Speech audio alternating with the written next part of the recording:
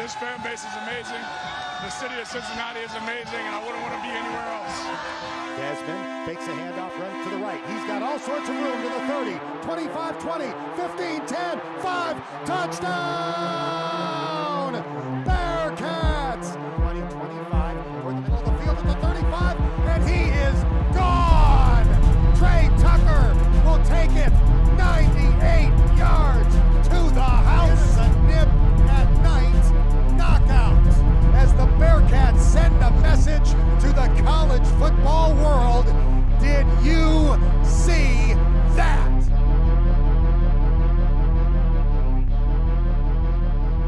It's weird when it's live. It's different. Live and direct. To our thousands of live followers, live watchers. Hey there, folks. Welcome back to Viola Cats. It's about damn time. But it's in person. We are live from the bowels of Scottsdale, Arizona. We are the Cincinnati podcast representing the 1012 network, and we are here to bring you all the weekly coverage of the Bearcats this week from Arizona, as well as Provo, which will be coming up very soon in just a few days. It's Wednesday right now, and we'll be out there Friday. So without further ado, gentlemen, let's kick this one off. Yeah. Right. Let's get a nice little clip. Yeah. Cheers. Cheers. Now, Steve, what are we drinking here? No free ad, so I won't mention the brewery, but this is a Scottsdale blonde. So Yeah. Blondes. here's to you. Not as good as Cincy Light, but pretty close on taste. You know, it is a Kolsch style lager. Yeah. So trying some of the local stuff. Justin, is there a local beer for BYU? Is that I don't really think that's a thing, is it? I think the closest thing that you could probably get would be a milkshake with Baileys, maybe. I think that's about it. Are they allowed to have Baileys? That's the thing. Well, yeah, no. I don't think so. You might get a specialty decaf coffee in there, but See, here's the thing that I'm really curious about is they do mention a lot of tailgating, but what do you do if you can't drink? I guess you could eat. Yeah, That's all you do. Yeah, eat. that's fair. There's a lot of good eating at tailgates. See, but I kind of wonder if it's like, certain other denominations where they do as they say, but they say they have all these things and then they don't really. Okay. So just to explain to the listeners what we're doing, this is Justin, Nick, and I, and we are all here in Scottsdale, Arizona. We are about to go to BYU this Friday. And we're all going to take in Cincinnati's first road Big 12 game together. yes, sir. This is an idea that Nick had earlier, about 2 years ago when we first got introduced into the Big 12. And then we decided to see who else would be interested. And Justin and I, Justin said he was interested, and we decided to make it just a full party. So I am excited about it, and it's going to be a great time. I'm really looking forward to seeing what the people have. For those who can't see, and you don't want to see, but Steve's dog is taking to using the artificial turf, and the only way she knows how, because it's too hot for her to walk on the street around here. Just the worst time. Man. Oh, man, I haven't been able to laugh right since I first got COVID, but damn, that was funny. Oh, honey, you're too cute, but also you're kind of dumb. It's okay, girl. Okay.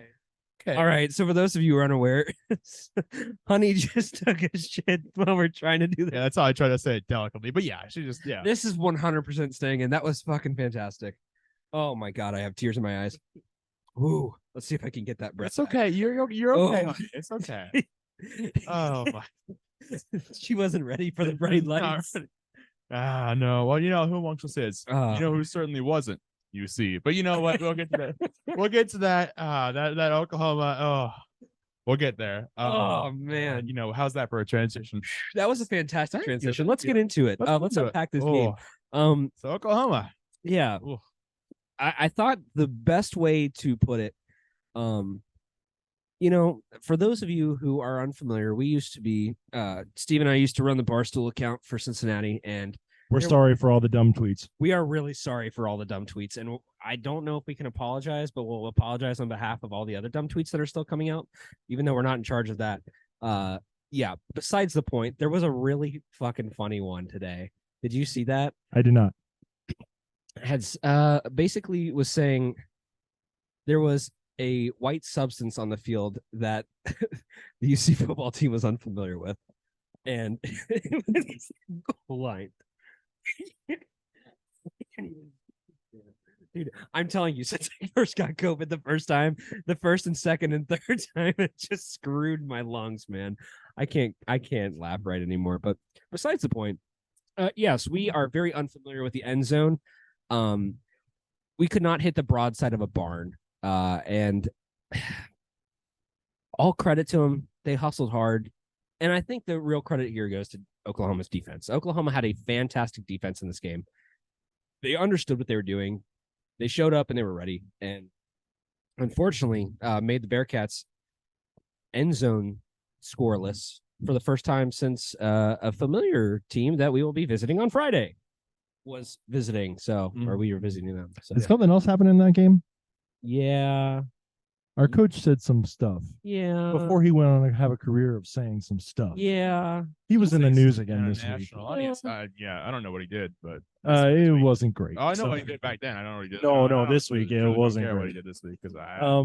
So yeah, anyways, that was not the best reminder. The bookends of the Luke Fickell era at UC are your home team, your team not scoring a touchdown in a home game. So both national brands, BYU and Oklahoma, but a little bit of different circumstances for each coach, you know. Yeah. So I mean, I was not able to watch. I was out in San Diego supporting my youngest brother David, who is not on the podcast. Congratulations, you have a life, Steve. yeah, you know, not Shocker, only I does he know. like he has a little brother that plays football, the family athlete. It wasn't me. I wasn't built like this till college, and by that point, I was an 8th string tight end of the bars and equipment guy basically for the football team. So, you know. Yes. Sorry, continue. I can concur with all that. I was a 6-year video athlete. Yeah, same here. And but, you know, I bowled in high school. does your wrist crack too? Because mine like literally cracks, and I don't know why. I do know why. Because I bowled 4 days a week, and I did this. Dude, I gotta get that like checked my out. my like shoulder too. It's like in constant pain. I sleep in my side, but I sleep in the. Anyways, sorry. Coming to term. Did you eat something, honey? Steve was not able to watch the full game, Right? Yeah. because he was watching his brother. well, so I wanted to so because of that, I wanted to ask Nick, you know, you were able to watch this game I was, yes. and you were not on post game space. Sorry folks I for was not not. being on post game spaces last couple of weeks, by the way. I've had some other things going on. Sorry about that. I did not watch the second half of the Miami game, and some are saying I should never watch it. And I might have only watched the Would first not quarter recommend. of the Oklahoma game. So, you know, both of those things, maybe I'm the bad luck charm, guys. Maybe it's because I'm not watching the games that they're losing. See, I've watched every game, and I don't think any of us could be a good or bad luck charm. I think it is just purely at the will of the universe at this point. So, Nick, I just want to get your quick thoughts on the game. What went wrong for UC, and what did we do well? So really, it's the same thing that happened in Miami. It's just not the best play calling, and really, the biggest thing there is red zone inefficiency. We're getting the red zone. We're getting there a lot of times with great defense. You know, pick up some interception or fumble recovery. You know, keep them short, and we just cannot convert when it matters. And you just can't. It's like hockey and power play efficiency. Like that's the statistic that makes or breaks a team. Is if you're in the zone and you're able to make that power play, can you actually do it? And we just couldn't do it. Miami, we just got not even outplayed. We just shot ourselves in the foot a lot with bad calls. We had like 6 or 7, 2 yards to go in overtime or double overtime, whatever, and we just could not punch that ball in for the life of us. Here as well, we'd get pretty close and just could not ever do it. And so it's just that red zone inefficiency is really going to kill us if we don't fix that. I think I don't want to say it's a talent thing because those players, like they're doing their best with what they've got, but I think it is a play calling thing of we're just not calling the right plays or we're not running the right routes. Something's not happening on the highest level that's trickling down to what's actually being played. Well, and I think it's a very interesting perspective too when you look at the plays that are being run because it is just so repetitive. It doesn't change. You don't see a new look. a lot of it feels very much the same complaints that we had with Denbrock when it was like, So- all right, Right. let's run it up the seam for Inside 2 run, yards. outside run, screen pass, punt every time. And it's the same repetitive thing. And you get to like 3rd and 5, and we're just going to do the same thing over and over again. And then the QB draw, when we run that, it just ends up being ineffective because a team like Oklahoma knows it's coming every single time. Mm-hmm. And so when you continue to give them the same look and you don't change that, they are going to pick up on that. And I think that Miami figured that out pretty quick. Oklahoma sure as hell figured it out. And I hope that BYU has not been paying attention. Yeah. I So really hope they haven't been paying attention. I am kind of wondering if we, just it was interesting if I'm sorry, I don't know where I was going with that, but so obviously our defense did play well in this game. I wonder if that's more on Oklahoma or more on us, because in the 2 games that Oklahoma has played against pretty subpar competition, they have looked like otherworldly, 66, 73 points. Against SMU and UC, 2 teams who might be closer than we thought, 28 and 20. So Horrible thought. well, And I they're mean, Power SMU 's 5 now. Yeah, they're Power somehow, 5. some way. Sorry. And now they're gonna Sorry. tank the ACC. Yeah. Regardless, yeah, that's So I don't know. I mean, let me ask you this though. As someone who's not really been able to watch as much of the last 2, have they run a speed option to the outside like they did in that first and that Pitt game that really like got a bunch of chunk yards on that first drive? I don't think we did. I don't recall I it don't either. either in Miami 'Cause, or I mean, Oklahoma. I don't think we ran a That speed up. seemed to work, honestly. Yeah. And we got So- some fast guys out there. You'd think not every play. We're not Navy, but yeah, throw it in the mix, get some speed option there. Yeah, like Emory can run and throw, and we got some great receivers, great running backs. Like, Well, and then Let's run some I formation. now throw it back to the 40s, run some pistol. Let's throw some pistol. so listening back on some other just national podcasts, they were kind of saying that while Cincinnati made some mistakes, there were some opportunities for UC to take advantage, and just the plays were not made either. Would Yeah. you guys concur with that? Just 100%. I mean, that Absolutely. was the worst part, is like there were so many chances, and honestly, like if you look at the first downs, I'd have to look at it again really closely, but I'm pretty sure we had the same amount of first downs, or it was like Oklahoma maybe had 2 more than we Something like did. that. And we have way more possession time than they did. Yeah, Like, we dominated possession time comparatively. So like, there's no reason that we shouldn't have been able to convert. But again, it's just not changing up your looks. You're burning these plays. You're getting those first downs. But once it comes to the end zone, they turtle up and they just completely fall apart. And it's incredible to me how that has continued to be a problem after you let Miami beat you because of that. Right. If there was any, and that's what we all said. It's like, if there's any game that's going to be a kick in the ass, that's going to wake you up, it's going to be losing to Miami, and you're going to see all the issues, all that film. You're going to run that, and you're going to get your ass chewed out, and then you're going to go play against Oklahoma, and that's not going to be a problem anymore. If Oklahoma wins, it's going to be because they figured out something else that you didn't know was a problem yet, and they're going to beat you. And nope, Oklahoma took advantage of everything that they saw in the Miami game, and we did not change our looks at all. no, absolutely, absolutely. So, I mean, the worst part of the Miami game for me is that I knew a lot of people from Miami, and I mean, mixed relations. So the worst part is seeing the bad people from Miami have any sense of joy from that game. Absolutely terrible. But the second worst part was seeing us be in the red zone for overtime multiple times, making just terrible mistakes. We get on the 1 yard line with like 3, second down, whatever, and just trying to throw a fade route, and then get called for holding, get put back 10 yards. Like, it's just Yeah. the Eagles do it best. Just push them in for a yard. I don't know if I believe the 90% statistic, but push him in for a yard. Get him in there. Like, Emory's he's a long dude. Yeah. He can just reach over that guy or reach over a defender and put the ball in the end zone. Just let him do it. I honestly think too, like, I don't know if it's part of Emory's, unfortunate history, just given some injuries that he's had, but I don't know if they're trying to be a little bit more conservative with the way he plays, because he is passing a lot more than you would Yeah. traditionally think for a guy. 41 throws Yeah. last game. That I was don't know if that's insane. really going to do it. And that's exactly what I pointed out, because I don't understand why somebody who is as capable as a dual threat quarterback as Emory Jones, why is he throwing the ball 41 times in a game that did not go to overtime? in a game that was decidedly in your hands. Like, you had that game and it was thrown away. Steve, I'm honestly glad that you didn't watch that game, because if you went through and watched every single second of that game, it was pure agony, because it was the same thing against Miami. And I'm going to say something that's going to make a lot of people really annoyed, because they're going to have to remember this.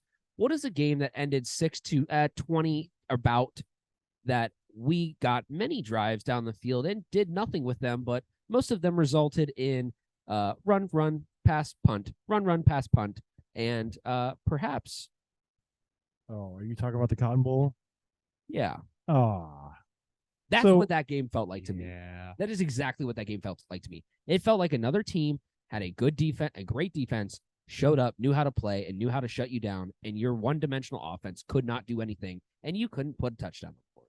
That's what it felt like. Just to recap, so 21 first downs for each, 3 of 15 on third down for UC, 6 of 16 for Oklahoma, Which is a good thing, actually. Yeah. 141 rush 70%. yards for 70%. UC, 103 for Oklahoma, total yards 425 for Oklahoma, 376 for us, 2 interceptions for them, 1 fumble loss for Oklahoma.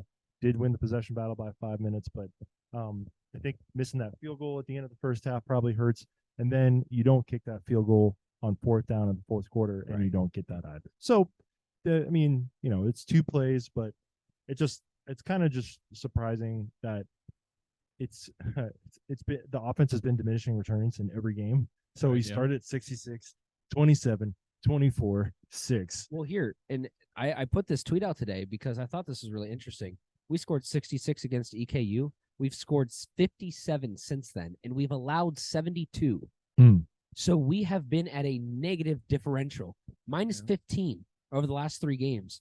And that is not something I would have thought coming out of playing against Miami of Ohio, Pitt, and Oklahoma. And that Oklahoma, I mean, That Pitt game is diminishing returns as well, because Talk about they don't look too good. I don't want to really talk about them too much more, but Yeah. But so it's funny you brought up the Cotton Bowl, because something I noticed at the Cotton Bowl being there, and something I noticed with Oklahoma and all these bigger programs, is the O line, and nothing about the way they're playing is protect. I mean, they're good, don't get me wrong, but it's the way they take care of them off the field, like immediately. Like, they got oxygen tanks, they got special trainers just for them, because they're going to be on the field so much, and they're so important and like so undersold. But like, that's why Alabama was beating us on the line every time. Other than, I mean, they were running it straight down the gut when we were running a 3-4 defense, like they just knew. But because their guys were bigger than ours, they had oxygen tanks, like they were ready to go so much more often than we were. And if we're gonna have 17 minutes possession, 5 minutes more than the other guys, we gotta, now that we have the Big 12 money, we gotta be putting that into these underserved positions. The O line and D line, if they're gonna be our big money makers, like our big plays, they're setting these things up, we gotta be taking care of them off the field, which we're not doing right now. so fair.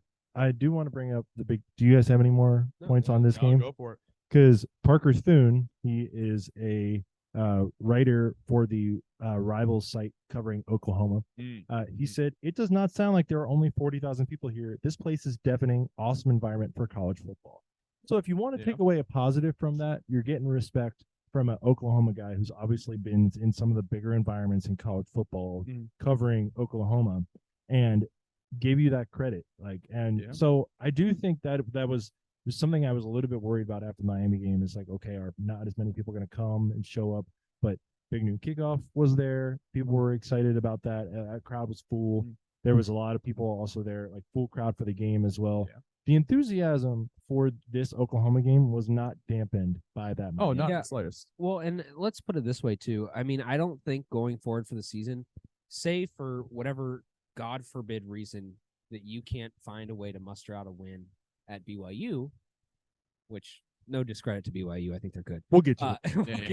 We'll get to that. I think if you come back to Iowa State, you're gonna have homecoming. You're probably gonna have Travis Kelce and Taylor Swift there. That's another conversation. Possibly. Also later in the show. I think when you look at some of the games coming down the radar here, if we don't put it together another win, we're on a 3-game slide. I still don't see a reason why those games aren't sold out. I still don't see a reason why somebody who's paying God knows how much per ticket now, $300 for Oklahoma tickets just Yeah. to get out, just to like the basic ones. So I don't see how people don't show up. No, yeah. So I was there I think Friday it night continues. in Clifton, going out with some friends, and all the parking lots on campus were permanent only, or they were going to tow you, and they had tow trucks in every single one of them, just waiting for somebody to come in. outside they had $30 Typical parking. campus. No, $30 parking just to the night before at like 6 p.m. And so, but like it showed up. I went to the tailgate. I actually got into the stadium like 3 hours before the game, but I just walked right through security. Pro tip, probably don't do that, but it's not that hard. But it was absolutely packed on campus. People were loving being there, excited to be there. There were also too many Oklahoma people for my taste, but I guess being in a bigger conference, that's what you expect is people are going to travel more. You're going to expect that people actually give a shit about their teams. Yeah. And so I think we're making a good showing of that. Like for our team of now we're in a Big 12, we're Power 5 conference, probably going to be Power 3 in the next 10 years. But showing sooner than that. Probably traveling, that's a big thing that these teams do. And that's a good experience for us to be like, there's going to be a ton of fans there. There were a lot of people in the garages, a lot of people walking around with Oklahoma. I saw some Oklahoma tailgates, like in the regular UC season ticket holder tailgate section. Really? I don't know how they got that, but yeah. I would say though that like maybe we try and tell people like, hey, let's not sell those to other people because we want to be able to create that environment again for UC. And I think that's the reason why you don't really need to expand on Nippert. I think like really Nippert is perfect as is. I don't really think you need to do much to it because one, it costs money, right? And two, like with the amount of people that are watching games on TV now, and you've already got a great environment, I don't really see the need to change it that much. Yeah, and honestly, I think the way that I look at it is the only way you can expand Nippert is to either vault the end zone or and continue that up and do like a horseshoe style kind of addition, or if you find a way to add a third deck over top of this double deck, like I think initially the idea of it sounds fun because it's like, yeah, let's make a bigger stadium.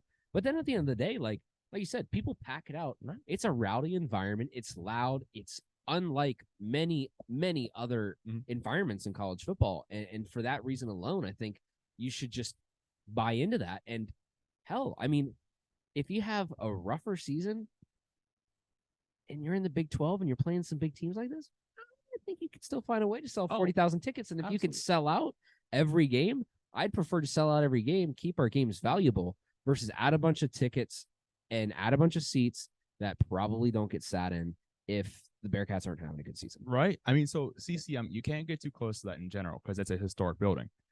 I think the only way, like we were saying, you either add a third deck, you change up the press box again, which it's only been 8 years, or you basically take out center court, stadium view, all the food court and rec center and the the scoreboard, and you try and build back there. But even then, I think at some point, it's good that we keep it the way this is because it's in the middle of campus and people go there during the week. I mean, there's always activities out there, people are doing things. And if you build too much at a certain point, you might have to lock it off. You say it's a huge facility. We've poured too much money into it to let the regular students use it, which stinks. I mean, I had a lot of activities on there in my days in school. Like, it's a great place to be, great place to hang out, and I love that it's middle campus. People can use it. You go to LSU, you go to UK, you go to all these places. They don't have that. You can't go on their fields just like as a regular student. Where else can you go in college football where you play intramural softball and have a dude from the church team who's playing against you just bomb a ball all the way almost to the second deck of the That's Nippert, baby. No, that's, exactly. Yeah, or if you hit it to left field for the intramural softball, it's just gonna roll. Like that thing is rolling, baby. So yeah, I agree. Our parents used to call it Nippert Beach back in the day because people would go suntan there. Like pretty cool. I did see that once or twice to have that, So I am just I'm proud of people for being showing up and not being fair weather. Obviously, like first Big 12 game against Oklahoma in our house, gonna be just a big atmosphere for people. But I was pretty happy about that. So speaking of people that went to games this weekend, there was a pretty famous person who came and played in front of Taylor Swift. His name is Travis Kelce. And he got me. Played a show in front of 60,000 fans, including the one and only Taylor Swift and his mom. Same booth. Is it really a show though if it's against the Bears? Like, but anyways, no, he put on a great performance. Well, they call the Harlem Globetrotters entertainment.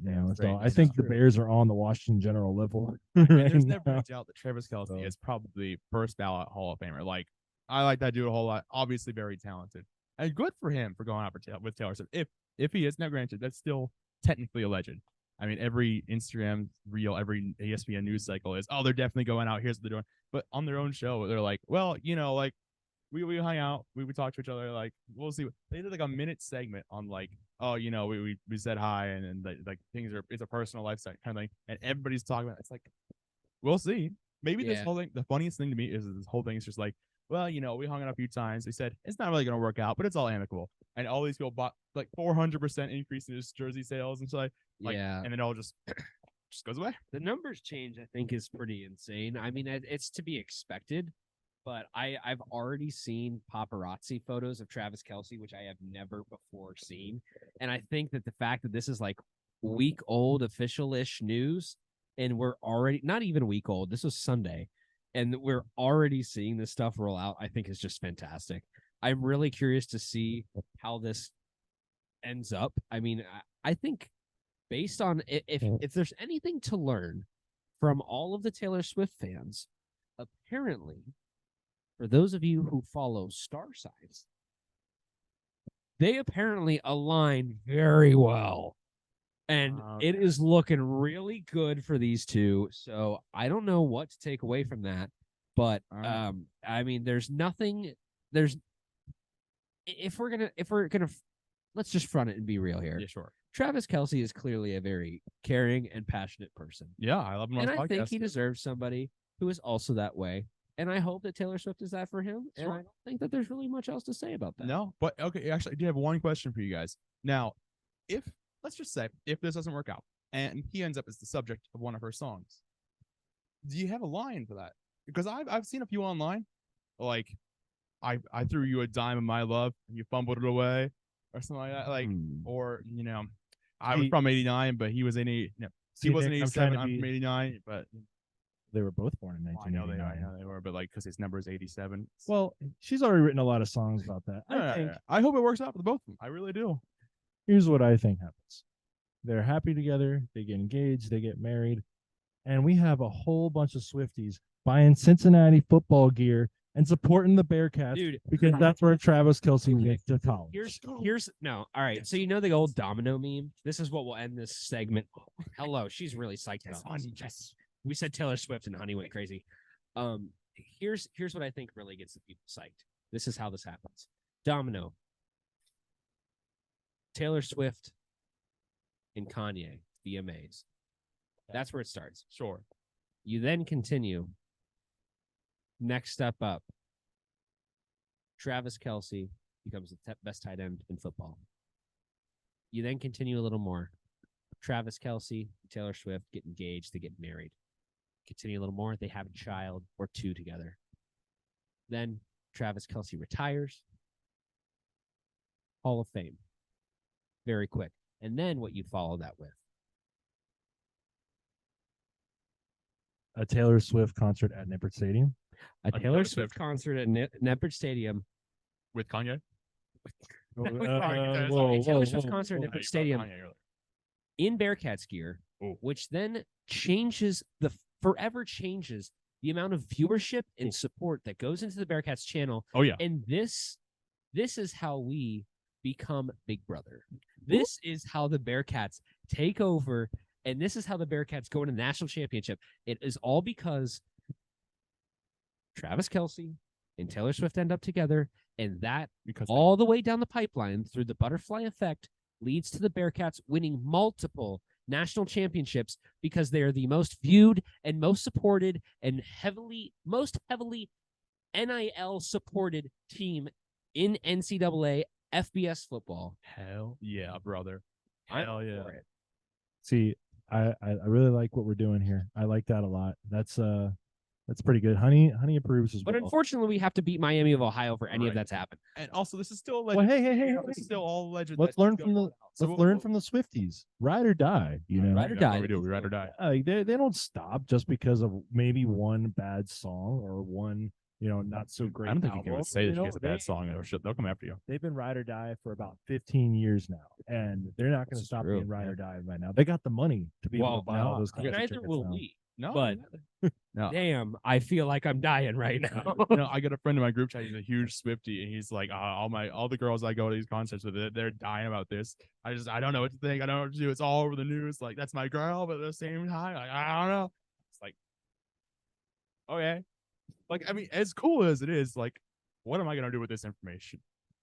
That Other is than true. wait for What? other than wait for her line of Bearcats gear to come out, and then we'll just be a perennial champion. But until that point, What do What do we we do do with that information? Speaking about Bearcats gear, I am very curious. I don't know, but I do know where you can find some gear. Oh. And you can find that gear at charliehustle.com. oh, It's at www.charliehustle.com. This one's on the fly, boys. So we're just putting it in here. But sliding right in like Charlie Hustle. yeah, sliding right in. Yeah, sliding right in, just like Charlie Hustle. For those of you who aren't familiar, we have partnered with Charlie That's why I Hustle said this season. You can use our code for the network 101215. That is 101215 for 15% off of non-sale items. And that will be a very, very nice little way to purchase perhaps a little bit of new Travis Kelce Taylor Swift gear that could be on the docket, which actually is already coming through. Unfortunately, it is Kansas City colored, but they are a Well. Kansas City based company who does heavily support the Big 12. And we are just waiting for our department in UC to give them the go ahead to make some Bearcats gear. So until then, you can support some other Big 12 schools. There are over 30 to choose from. Make sure to check out Charlie Hustle. They've got some awesome, comfy clothing that will keep you warm all winter long and keep you cool during the summer with some very cozy tees. So with that said, again, visit charliehustle.com and use the promo code 101215 for 15% off of all non-sale items. Steve. Well, actually, I'm going to one up you on that one. If you can prove that you got one of these Charlie Hustle things through us, and also that it got signed by Taylor Swift and Travis Kelce, I'll send you $100. That's on me. That's not through these guys. But like, if you can prove it, Yeah, that's on you, dude. that's on me. Your wallet. That's all on me. I I'm got just bills to saying.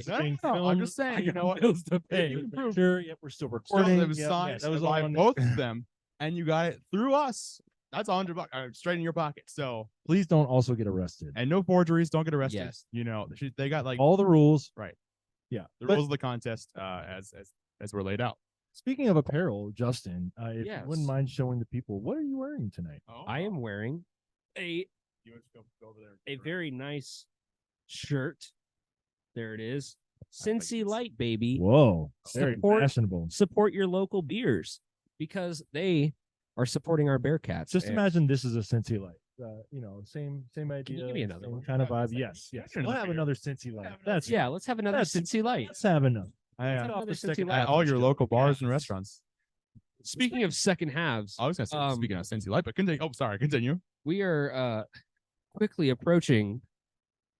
Well, I guess we're really only through the first quarter, but we're quickly approaching the second half of the football season, which means that we're getting close to the start of the basketball season. And we have recently, just as all of you have seen, found the Bearcats schedule. It has finally come out, Justin. Yeah. We were one of the later teams to release the schedule. I just made a couple notes on it because, going through 30 games is different than going through 12. I don't think people are that interested. You can't really do the read the Yeah. schedule game for basketball, Yeah. But Wes Miller's men, we hope you have ESPN Plus because all but 6 conference games for the Bearcats this year so far will be on ESPN Plus. Hopefully with better broadcasts and graphics. Hopefully with much better broadcasting and graphics. Mhm. Although I will say, I have been paying for ESPN Plus since the end of the basketball season. Very poor choice because I didn't use it at all. But now we're in September and we are 1 month away. So if I cancel it, and then we'll end up with a game on ESPN Plus, probably like Cincinnati versus Baylor. Yeah. We'll be back to basketball season. Yeah, that might be an ESPN Plus. Start up your ESPN Plus subscriptions on the first game of basketball season. But this isn't That's an what I would ad. ask. This is not an ad. Just No. just recommend. Absolutely. Well, if you buy it, then ESPN or whatever. They can use it to support UC. So, but anyway, only Very- 6 conference games of the 20 that are on linear TV, and likely only 2 more non-conference games on linear TV. Xavier was confirmed to be on Norwood FS1, State. and then maybe Dayton, or Georgia Tech. either one of those two games, maybe. Would Georgia Tech be on the CW? Is that an all ACC or is that No, ACC? so just that's football? ACC home games and for football. Oh. So that would not be us. So Sorry, guys. So you're probably just gonna have to, and this is probably going to be the evolution of the Big 12 deal on Fox and ESPN. Although Fox is supposed to have more basketball games coming up. So I will say though, fire up that ESPN Plus. Make sure you use it for these games. I am interested though in the fact that we have a pretty light non-conference schedule, Justin. Yeah, because super. like I said, Xavier, Georgia Tech, and Dayton. Those are the three big names that you'd really recognize. The Bearcats do play a road game at Howard University, which I will think would be pretty cool. Home and home. Where's that at? That's in Washington, D.C.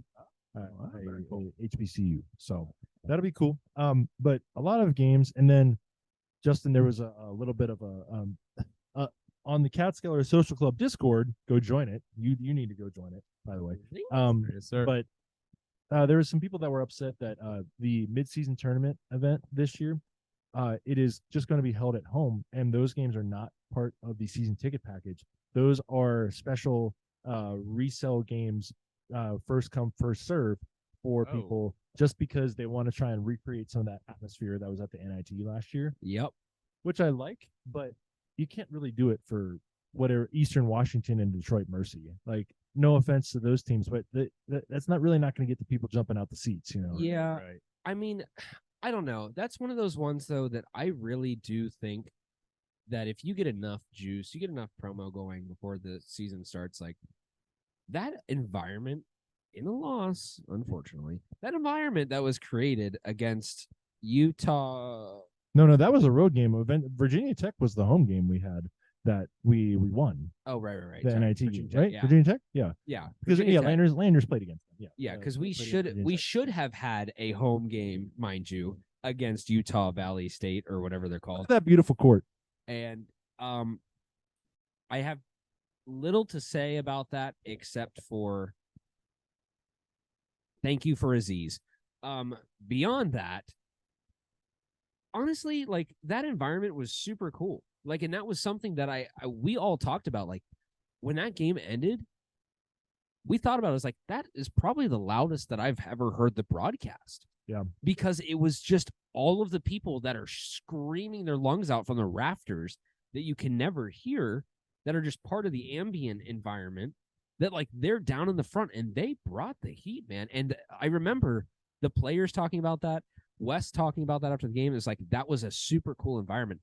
If you can create that for some of these games where you're going to be splintering people throughout the, throughout it, if you can focus them a little bit and make a very cool environment, that's The radio mics were peaking during that game. I know. That was what was so funny. just do it. Like, Yeah. I mean, there's no reason that you shouldn't. And honestly, like those games, I get that you should want them as part of your ticket package because they're so like small and cheap, and you can bring the family to them and stuff.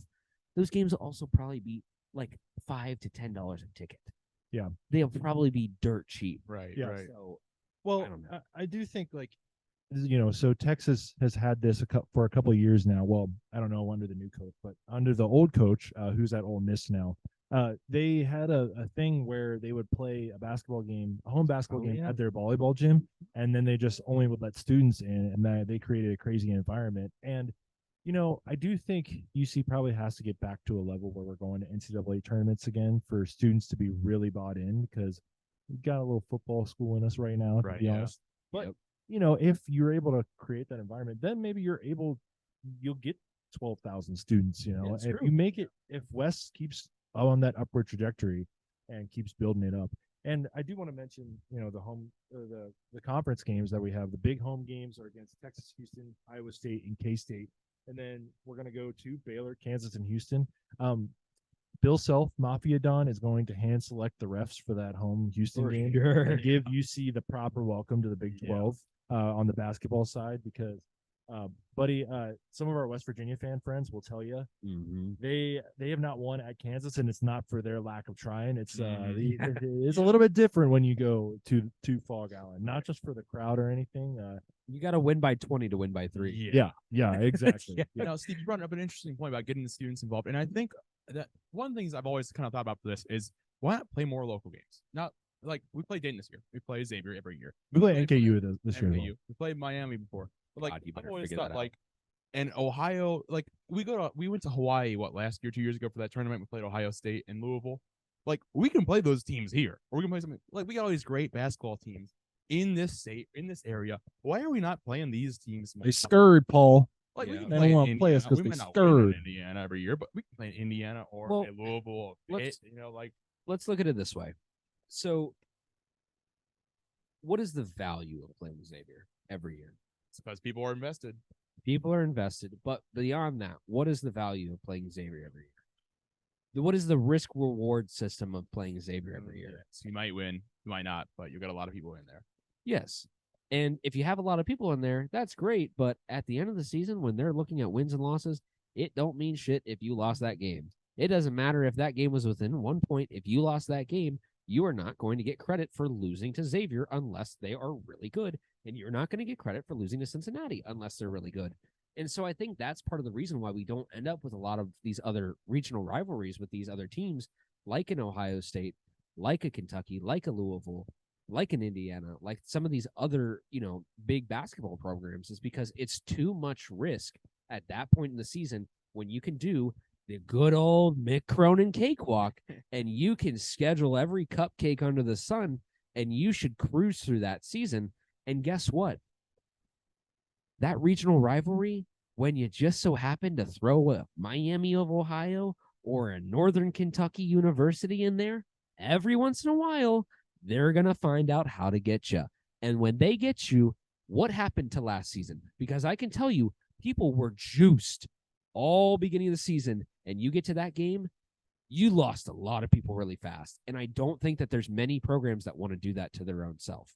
Well, I also think it's just that, a lot of now, like Calipari, for example, he has like a kind of easy home schedule, and they play that Champions Classic. They play a couple showcase games every year, but for those guys, they're just bringing in a new team every year, and they're literally trying to figure out, and they only got a certain amount of games before conference play starts. So I do think it's something to do with that, but I agree, Nick. It's a great idea. I just think, like a lot of things in college sports, it's more about the money now than it is about the games on the field. But I do wonder, though, that now the saddest thing at the end game of this is if like the Power Five breaks away and then they just hold their own conference tournament, But then say like everybody from the Power Five gets in to the tournament, then they'll just schedule all those games against each other because it doesn't really matter. You're just going to get in anyway, and then they're just a one-off tournament, and you just go. God, I hope that never happens. I don't think it will. Never, I think never getting to see a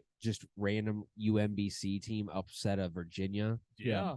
Those kind of games, like that is what the tournament is made for. And if they change that, they have fundamentally changed the reason why 90% of people watch the tournament. Or Oral Roberts, 2 or 3 years ago when they beat OSU, like who had heard of that school outside of Tulsa, Oklahoma? And now, I mean, I know Everybody that game. knows I ORU. watched that game intently. And they just played fundamental good basketball. And sometimes as a smaller program, that's what you St. Peters, Fairleigh Dickinson this year. Fairleigh Dickinson. How many more people are going to these schools or hearing about them, increasing that brand value because of this tournament? And if you get away from that, you're screwing all these small schools who might not even have the ability to fight that because they don't have money.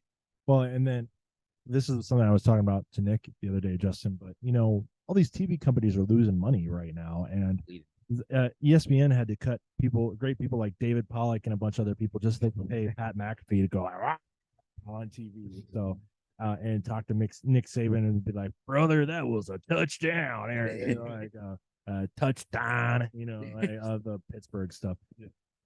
What happens when these TV companies like continue to just not be able to invest as much in sports, and then it's just people are going to keep wanting more when if NFL, NBA. Okay, we're getting off on a tangent here. We're supposed to be talking about basketball. We're getting real deep. Let me bring us back by saying I'm excited for this year. I saw someone got a waiver approved this year after being at 2 schools before. So fingers crossed. I'm also kind of hoping that the NCAA will see that both of the schools that Jameel Reynolds and Aziz Bandago went to both had coaching changes. Yep. And they will be able to approve those transfer waivers, because if we don't have them, we're essentially screwed this year. Yeah, I mean, and that's one of those things too that like you bank. Like if you're Wes Miller, like I know that guy is sweating bullets still. Like until the day that comes through that's approved, you are going to be sweating that out and you're going to be waiting because those guys are dogs. Like, and they are the exact identity of what this team was missing last year. That gigantic void that we had down low, and we just could not fill consistently. You had with a guy like Vic, but realistically, Vic should be playing the 4 if you've got a guy like Aziz or Jamil playing down at the 5.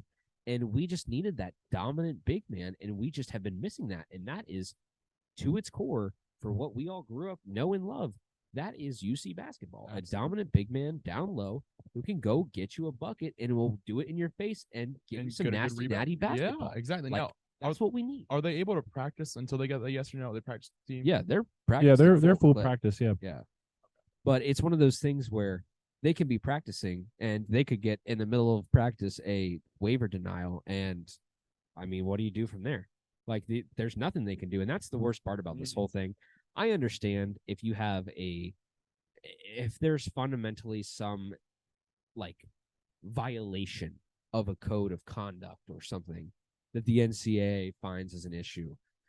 But honestly, I don't think anybody gives a rat's ass about who's playing on what team, and if they're 25 or if they're 20 years old. They do not care. They just want to see people go out there and have fun, and people want to see these people play for their teams. So if somebody leaves, I don't understand why, for any reason under the sun, that you should be denying a transfer waiver. It just does not make sense to me.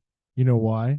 Because the same coaches who were getting all those transfers got upset that other schools were adding transfers. Like, I don't like that. Let's stop it. And then you get Mac Brown saying the NCAA when he probably asked the NCAA. Like, it's just funny because all these coaches and administrators, they're the ones that are the NCAA. Yeah, like they are the ones that are making the rules. Exactly. And then they complain about the rules. It's like, you made them, right? It's like this and that. This is a product of your own creation. JT Daniels is on his 4th team for football, 4th team in 4 years. He played us in the Peach Bowl, and now he's playing with Rice after playing somewhere else. And yet we can't get guys to play like one other school. Go 3-4 years and then try to grad transfer, whatever. You can't get that. Like, well, and what's the line? What's the line? I just feel very strongly about this, and I could talk, forever on it. But to make it simple, life moves really fucking fast. Yeah. And at the end of the day, people change their minds. And sometimes you might decide that the place that you're in is not the place for you. And who are you to say, as some parent organization that has no care in the world for upholding anything other than just honestly kind of being a dick, to just say, yeah, we're not going to let you do that. And there's really no reason. There's no reason that says like, this is a logical thing that makes sense, and therefore you cannot do this.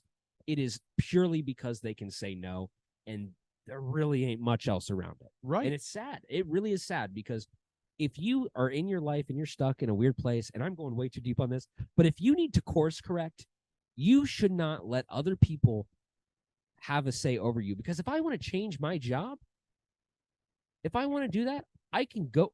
Damn, that must have hurt. If I want to change my job, if I find another job, I can go do that. I don't have anybody who says no. Are you legally binded to a contract? Yes. Then stay. If not, nobody can say nothing about it. And I don't understand why the NCAA can do that to athletes. No, it doesn't make if sense. you want them to stay, then pay them. Right. Exactly. But even for like a regular student, you could change your major on a dime. You could change, I transferred schools. Like, right? you can transfer. There's unlimited transfers for students. And there's an unlimited amount of reasons why somebody might transfer for as an athlete. Either you just don't like the team, you don't like the school, something having a hump. Lots of different reasons. And so as long as you're not trying to game the system, I don't see why you shouldn't be able to transfer, because you still have to try out for whatever team, or play for whatever team you're playing for, Yeah. I like all this talk of transfers and course correcting. Mm-hmm. Do you know what the Bearcats can do on Friday in Provo, Utah? What can they do? They can course correct. They can change the trajectory of their season with a W, with us in attendance, cheering our hearts out. Hopefully getting free ice cream from the BYU fans. Please. Justin, do you mind if we go and talk about this game? I've been dying. Please, God. I honestly, when you started talking about the game, I was like, Shit, wait, have we not talked about this? Wow. We're really have been talking for a long time, but that's fine. You know, we're all chilling here. We're fine. And if you're having fun, we're Talking having about the fun. Bearcats. And if you're not having fun, we're still having fun. So sorry about you. But yeah, I mean, I think that we're in a very similar position to where we've been the past few weeks. The difference is BYU seems to now have a few injuries. The Bearcats went from dogs to favorites. And Yeah, that was I a mean- weird line shift. What do you think about that? Yeah, So, I think I'll pull up the guys that are out, but it started as BYU -2.5, and now it's at UC -2, and that is just weird to see it flip by 5 points. Like, does yeah, Vegas know something? Have they seen our red zone? No, all love, but have they seen our red zone offense? Like, you know, I think what's really happening here is they have seen our red zone offense and they know that people in Cincinnati like to gamble, and they're seeing that the Bearcats are favorites, and they're just saying, okay, the Bearcats fans are not confident in their team anymore. Now that they're favorites, they might actually bet for them to lose, and therefore we're going to steal their damn money. I don't know. You're not going to get any money on the Utahns. You're not. That's true. You're not going to get any betting money out of them. But if you want to get some money off the Cincinnati folk, make them favorites, because people will take that, and it won't be very smart. It's nothing against the Bearcats right now, but we have a lot of stuff to figure out. And the problem is it really is only on one side of the ball. I really hate focusing so much on one portion of our team, but like the offensive side of the ball, and I don't think it really attributes to any individual player either. I think there's a lot of different stuff. There's dropped passes. There's repetitive plays. There's some passes that just go into like double coverage for no reason. I think there's so many just very designed plays with very little room to improvise, and that improvisation or lack thereof, I think, makes or breaks a lot of these first down situations, a lot of these, or getting the first down situations, a lot of these, you know, late third and long situations. I think if we can really figure out a way to move the ball and convert in the red zone, this game should be a breeze. BYU is going to be tough. They're going to give us a really, really great environment. But with the way that BYU is looking right now, and with the way the Bearcats have looked thus far, if your offense can figure out a way to put a third of the trips that they have to the red zone on the board, you can win this game. So let's break it down just real quick. So I did find this was interesting. BYU is only averaging 61 rushing yards per game. That is not sack adjusted. So college is weird for counting a sack yardage as loss of yards. So I didn't really check to see how many times BYU was sacked on Saturday. But they only had 9 rushing yards on 22 carries against Kansas. So that is interesting. So I am wondering if this causes Brian Brown. Obviously, he was pretty aggressive against Pitt. And then you guys need to tell me what he did against Miami and Oklahoma. Sorry. He was not aggressive. I didn't want you got to tell me what happened. It is not a good enough. I'll just put it description. this way. Miami of Ohio should not have scored 31 points against the Bearcats. And that is all I have to say about that. And Oklahoma's good, but No, some things we could have no, done better. there zero. I will hear zero anything about. Well, I don't think you're actually going to that. I will put this out of here. I will hear zero discredit towards the defense about the Oklahoma. they game. did a I great said job. going in, if you hold them under 30, you've done your damn job, and they held them to 20. The defense did fantastic against an offense that was scoring over 60 points a game pretty much against everybody. So I don't want to hear nothing. No, that's a fair point. I retract my statement. Continue. So, third fewest in the nation, 61 yards per game, 9 rushing yards on 22 carries last week. Missing running back Aiden Robbins as well. I think he did play last week, but he's likely to not play this week. Okay. So what I'm wondering is, does this force Brian Brown, or not force, does this open him up to drop and play more of a 3-3-5 kind of style? Because if BYU is not able to run the ball effectively already, are you able to take one guy out of the box, maybe just play more of his zone coverage, and give your cornerbacks who have not played as well as you would have liked that ability to have some backup and protection, and then be able to try and slow down their passing game that way. Now, if you take one out of the box, then maybe BYU tries to figure it out. They have changed some guys on their offensive line, but that is something that is interesting to me because if everybody knows in the building knows that BYU can't run the ball, they know how they're going to have to beat the Bearcats in this game is by passing. And obviously, secondary, not one of our strong suits this year. But yeah, what do you guys think about that? Well, and I think you make an interesting point there because here's the way I look at it. I don't think our defense, the Miami game towards the end, and honestly, here's the thing too. I hate harping on this game because it's one of those ones that just should not have got away from you. But the defense, sure, they let up a handful of points, but really your offense should have converted so many more of those trips to the red zone. That should have been a game where the Bearcats are scoring 40 plus, and that shouldn't have been within doubt. And when you do that, you deflate a Miami offense who's pushing real hard. But when you get to a game like Oklahoma, I think they showed a lot of on the defensive side of the ball. I think they showed a lot of ability to A, shut down Oklahoma, but B, to flex and to, to improvise and to change and to adjust to what Oklahoma was showing them. And I think that that's the thing where our offense, if our offense can build off of that and show the same thing, if BYU's defense decides that, hey, we're finding some openings because they're dropping back a little bit and we're going to run them the ball, our defense, I think, can adjust really freaking fast to that. I don't think that their offense is dynamic enough to commit to that unless we are continuously giving them that. However, if they decide to pass the ball the full game, it's going to be an interesting one, I think, for sure. I entirely agree. I mean, I think exactly what you said with adjusting and flexing. Like in Miami, I don't think we did enough of that. I think we let Gabbert run just, I think, twice a quarter, basically, and in overtime. He would go for like 20-yard tears, and it's like, we're not leaving one spy on this guy. But in Oklahoma, we absolutely did. We adjusted. I don't think Gabriel's as much of a runner these days as it used to be. Right. Anyway, but, we definitely adjusted, kept those guys to short games if we could. Like, I think if we, like you said, if we just, we see the film, we got 4 weeks of film. If we see that, we're like, okay, here's what they're probably going to do. And we try to keep on that. And if we do 3-2-5 and they start running, we just throw another fourth guy in there, go 4-3 again. But I think we can hold strong. And offense, like you said, is a question. But defense, special teams as well, they're very consistent this year. They got Keaton Slovis though throwing the ball. So yeah. So I am That's just going to get clipped. Just make the Hua sound. There's a lot more BYU fans than I know. They're going to probably. They have an infrastructure. They have cover. I was reading the Deseret News, and they had 4 different articles on the Bearcats. It was I think you guys got more coverage than the Inquirer covers the Bearcats. There's way more people in Utah just in general than anybody would have expected. I don't think that. Yeah, there's a lot of trampolines there too. What are they doing on those trampolines?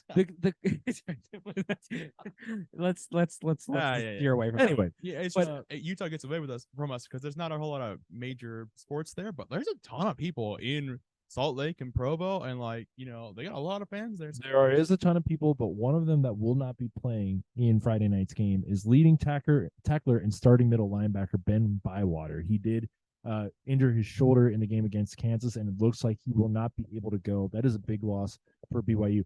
Justin, I was asking about why the line changed. You mentioned that those injuries, a couple other guys, and then there's a couple other guys I mentioned that I haven't mentioned that were looking to be questionable for Friday.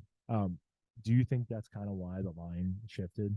Because it is weird for UC to go on the road short week and be favored. I believe so. I mean, personally, unless there was something that they saw in their loss to who did they play? Kansas. Thank you, Kansas. Just said that. It was looking really good this year. Yes, and somebody said something about that.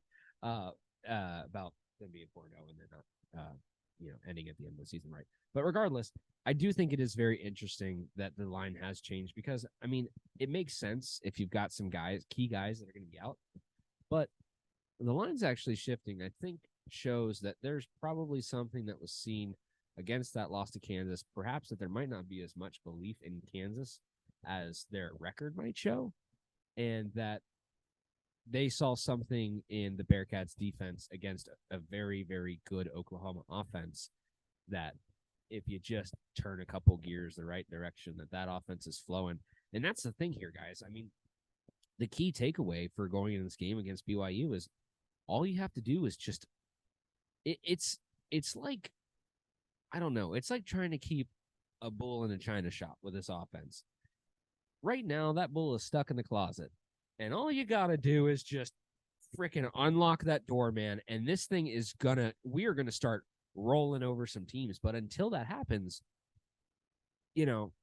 everything's just gonna be the way it is. Like it's unless you can really figure out how to turnkey that offense, our defense is gonna continue to shut teams down and dominate them. But it ain't gonna mean jack shit if you can't put points on the board. And that's really all it comes down to. So I'm hoping that this is not a redo of the Friday night game that UC played against BYU in October of 2015, where they lost. BYU scored 21 in the fourth quarter. Our head coach at the time punted the ball away instead of Who was that again? I don't want to mention him. Current U.S. State Center.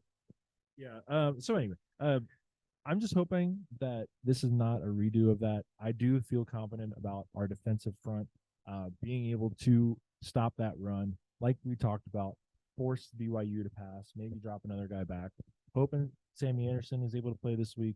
Sean Pace should be back this week after some issues that kept him out of the game last week.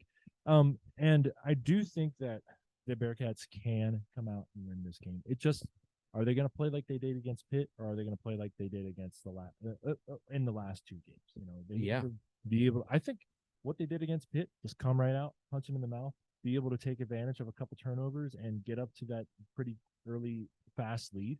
I think that'd be great. Yeah, I mean that's the key here is like if you score a few quick early, I mean that's that Pitt game. Honestly, looking back on it, we should have lost with the way that team was playing And the way that fourth quarter went. Exactly. That fourth quarter, like, we should have lost that game, but our defense was absolutely what they have been over the past 2 years and is as playing to expectation. So if your defense can keep you in a game, if you could just put some on the board and then just ride it out, which is the most stressful, antagonizing, heart rate inducing issue that I hate watching with this team. I can't stand it. If you can find a way to put a couple points on the board, just ride it out and find a way to frickin' win. That's all that really matters in this game. Because like we've said, with the Miami game, I'm trying to remember who said that. Maybe it was Hunter or somebody else on one of our spaces, but somebody said recently, if I can find it, I'll quote you, that if you look back and you don't lose that Miami game, you're probably not going to have as many gripes going forward if you lose to a game like Oklahoma. Sure, if that game goes to overtime and you win, you're going to be like, wow, that was a rough one, and there was a lot of issues there, and we can highlight those. But then you go play Oklahoma, maybe you lose for the same reasons, but at least you didn't lose to Miami. Now that you've lost to Miami, you've lost to Oklahoma.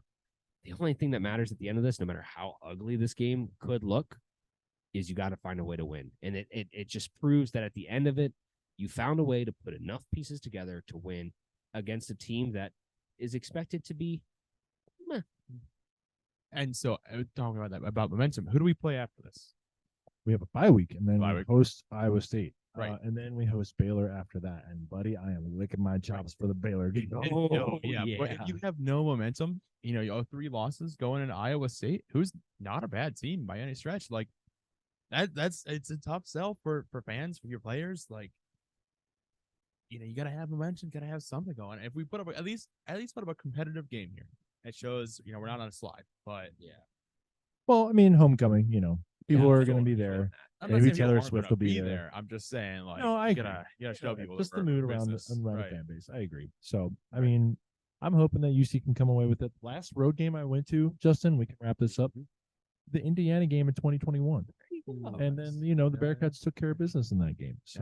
So you're saying that the last time that you went to a road game, the Bearcats went to the college football playoff? I don't think we can get there with 2 losses this year, but you never know. Yeah, you never know. The last Bearcat home game I went to was the Houston game in 2021. So you had a good leave off. You got to go to the road game where we beat the brakes off of Indiana, and then you got to go to the home game where it was just a whole big party. Going to Notre Dame. My last home game was Tulane. Hey, same. Oh, what a Tulane. terrible, what an awful game that was. That game, We were that on game autopilot. the sucked. That was entire Joe's time. first game. Yeah. I felt so bad. I was like, this is not what we expect when we come into this building. We Yeah. expect to win, and it doesn't matter what it looks like. We expect to win, Yeah. and we did not. So that year I went to Indiana, UCF, and Houston. So I'd say I got 3 pretty good games. Yeah. And I went to That's, game day against Tulsa. So and I missed that Yeah. game. So Yeah. I'd say it was 3 pretty good ones. But you know, for anything for looking out, I'm looking forward to one, the Cougar Tales. Heard great things, but also seeing what kind of antics Cosmo and the Bearcat are going to pull up. Because I don't know if you guys have Yes, seen that's Cosmo true. on social media. That mascot, I mean, he pulls out all the stops. Cosmo pulls out all the stops. You know, There's like a Cosmet, isn't there? Well, not Cosmet. I thought there was like a little Cougar- girl version of I don't know, Cosmo. but I mean, Maybe I'm wrong. those two are going to get some crazy things. I'm very excited to see that. Are you thinking of Shasta's wife from Houston? No, I thought the BYU might had be, I might a be not female interested mascot. at all. You know, they're I don't both know. they're both Cougars. So Let's talk I- about this. Not to bring up our friends over at Norwood State, but our friends over at Norwood State, they had to create a whole nother mascot because their mascot was scaring kids. If there's one mascot that is Which one was that? unsettling when I look into its eyes, it is Cosmo. I know that the BYU fans love Cosmo, but I'm sorry, but that face is terrifying. It looks like it looks like, I don't know. It looks like a mask that somebody rolls up in to like purge your house. Justin, I'm sure, but like if you're that athletic, Cosmo is awesome. you've Like, seen I like love he's Cosmo like as a jumping mascot. off tables, like jumping. No, I know flaming the hoops. guy is a beast, It's but so he is cool. the face on Cosmo is just terrifying because it's like, I think what it is all the other mascots in all of football, basketball, so on. They've got like normal human body with like, And you like know, a covering Disney and a face. giant fucking head. Yeah. And you go in and look at the BYU mascot and it's like, no, that's a human head. That's just a hulked up cat. you know you gave Costco some credit, but is he the national back-to-back Did you say mascot? Costco? I You know what he swear you just said I said Costco. Cosmo. No, you said Costco. You said definitely you said said Costco. Well, that's what I think of your mascot, BYU. Oh, I think like he's him. a But very No, big you're right. warehouse store. What do you think? The Who's back-to-back. the back-to-back national National champion of You're mascots? gonna have to remind me. I just took a picture with him at a wedding this summer. It's Bearcat. So you better catch up because Chris Helmers and the Bearcat, they're coming for you, Cosmo. Going crazy. Costco, you better be ready. You better look out. I mean, I think we're getting an early preview of Honey, the you got a big 2023, storm 2024 national championship That's what I'm matchup right here. Regardless, I think that covers just about everything other than The Bearcat Sports Wrap-Up. Oh, Yes. Ladies and gentlemen, put your hands Soundbite together for the Bearcat. He was like a drummer. Sports. Sound. Sorry, continue. We got off topic here. You Go for good? it. Or we're good. I'm not. I can't do sounds. Okay, that we could rotate this. I think we could. Yeah, for sure. Yeah. Okay. What? So I'll just hand my. Oh, sure. phone Oh, it's not to very you long. there, Nick. I'm So, sorry. It's but only we can 5. You know, Go back and forth. Okay. I only want that. 1, 2, 3, No, you 4, can- 5. Yeah. Okay, sure. We will start with the soccer team. The soccer team lost to TCU at home on Thursday, unfortunately, but they defeated Iowa State 1-0 for UC's first Big 12 win as a school. Congratulations to the women's soccer team. Proud of you. They will be playing at number 6 BYU on Thursday and at Texas Tech on Sunday. So maybe they'll pull off an upset. Yeah, I've seen some Just- of BYU soccer's highlights because they share with the Big 12 conference. They're really good at soccer. Yeah. So we'll see. Hope the best there. Why don't you tell us about the volleyball Yeah, team? sure. Volleyball, unfortunately, dropped 2 matches to UCF, hated rival. But this week they're playing at K-State. Saturday, is that 1 or 2 matches? That'll be one match. Just 1 match? All right, well, hoping for the best for the volleyball team there. Women heading over to the links here. They competed in the Texas Tech Invitational this past week, and they will visit K-State on Monday and Tuesday. Another K-State matchup there. Monday and Tuesday. Fun. Back to you, Nick, Yeah, for yeah. tennis. So tennis, yeah. So the Bearcats, they won 7 singles, 4 doubles in the Dayton Invitational this weekend. Good for them. Good for them. They're going to Indiana this weekend for the Hoosier Classic. So hoping for big things there from the tennis team. Hope you guys don't get stuck on that one road into Bloomington. That Oh, was not yeah, very not fun good. when I had to No. do that. So, and then the hockey team did not have the greatest weekend up against Adrian, but they will host 3 games this upcoming weekend: 2 against Indiana, one on Friday, one on Saturday, and one game against dreaded rival Miami on Sunday. So, instant redemption for the football team available on Sunday for the hockey team. I went to the UC hockey versus Xavier last year. That was a lot of fun. I'm still waiting for them to sell jerseys. I'd buy a UC hockey jersey. I think the raffling went off. If you want to go on about it, I'm like, hey, can I buy one? They're like, well, we're not selling them, but we have a few to raffle. It's like, all right. Somehow Travis Kelce got his hands on one. I don't know. I think when you're that, I think you could just buy your own at that point. Still unfair. Still very unfair. Well, he's got the jersey. He's got possibly Taylor Swift now. I mean, Travis Kelce has Bearcats jerseys out the wazoo, and he has Taylor Swift. Possibly. Just give us the Bearcats jerseys. You can keep Taylor. I just want one win here, man. Just give me one. I can't get Taylor, so just give me the jersey. Well, gentlemen, I think we have talked plenty long enough. We've put some beers in us, and at this point, we're going to have to ride these beers all the way through the end of the game on Friday night because there will be no drinking on Friday. We will be sober with the rest of all of the BYU fan base. Probably not. We'll find some beer somewhere. But with that said, we will find you somehow on Friday. We're going to find some BYU fans that we've already interacted with. Very fun. We do look forward to meeting our friends over at the Hype Train Pod. New members of the 10-12 network representing the BYU little portion there. So we're excited to see them. We're excited to see a few other fans who have already we're taking up some offers there to go visit them and just get to know some of the crowd. I think it's going to be a really fun game. It's going to be an awesome atmosphere. It's my first time there. I think it's mine as well. Yeah, mine as well for you guys too. So good old trip to Lavelle Edwards Stadium. We'll see if it holds up to the hype. I'm sure it will. Provo, we're ready for you. We coming. Do you believe? And we ain't backing down. We ain't hard to find. So we'll end this on, since we got 3 people here, we're going to go Viva the Cats to end this out. So thank you all for listening. And we're going to send you off with a good night. Bye. Wow. That was really clean. Good night, everybody.